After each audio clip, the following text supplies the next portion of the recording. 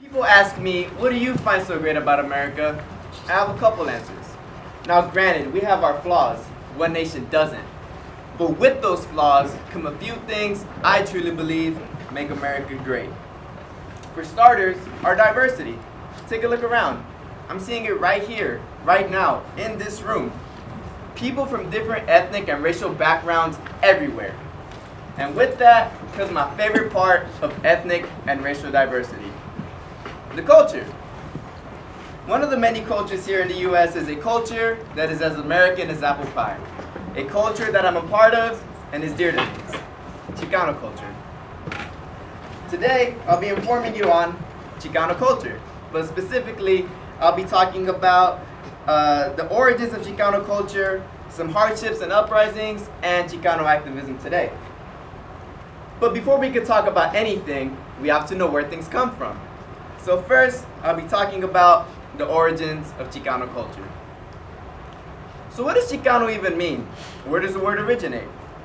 Chicano is a word to describe an individual with Mexican parentage or ancestry that lives in the United States. According to an article on vividhughes.com, the word Mexicano was used to describe members of the Aztec tribe. If you take out the M and the E in the word Mexicano, you get Chicano, which is the way it is pronounced in today's song.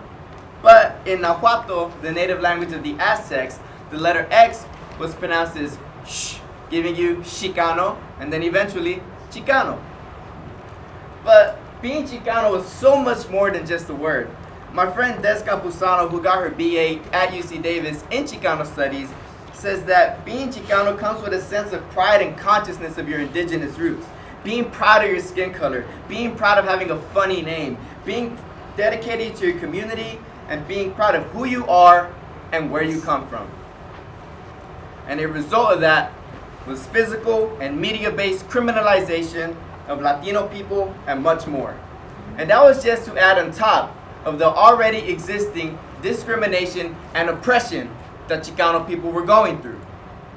So to combat that, there were rallies and strikes and protests. So now I'm going to be talking about some hardships and uprisings. I'm going to be talking about the farm workers movement and the Zoot Suit riots.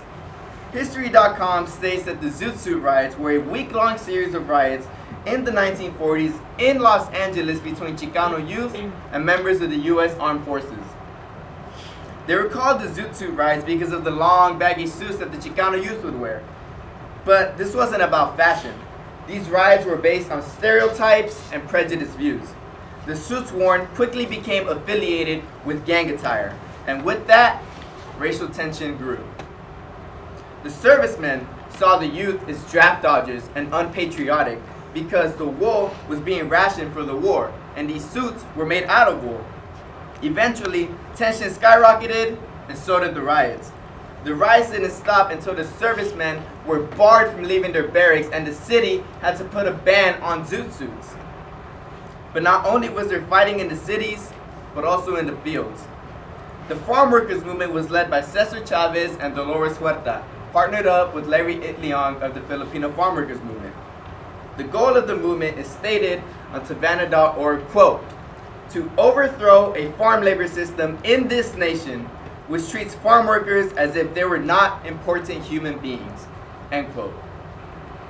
To give you an example of how poorly these workers are being treated, there were no bathrooms at all and were forced to pay $2 a day to live in small metal shacks. How is this possible if at times they didn't get paid? And if they did, they made 90 cents an hour plus 10 cents a basket. And they were denied the right to unionize. So finally, they said enough is enough and went on strike. Eventually, the strike turned into a nationwide boycott and the farm workers finally got their contracts. But these are just stepping stones of Chicano activism. So finally, I'll be talking about Chicano activism today.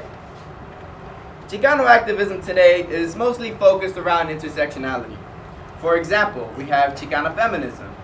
This form of feminism, according to scholarblogs.edu, originated in the 70s alongside the farm workers movement, when the women involved quickly noticed the gender inequalities.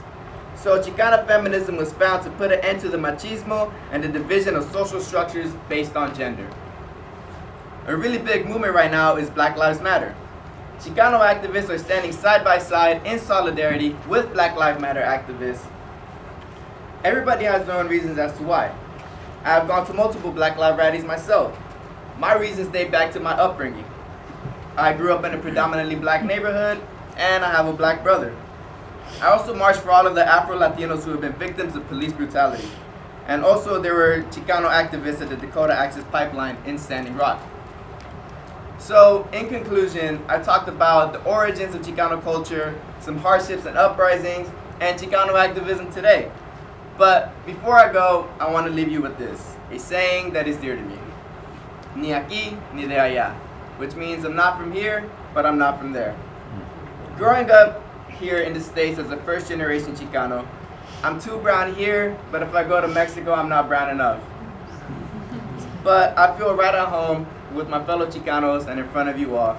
So hopefully you learned something from my speech, and if you're Mexican, maybe you learned something about your own people. Thank you.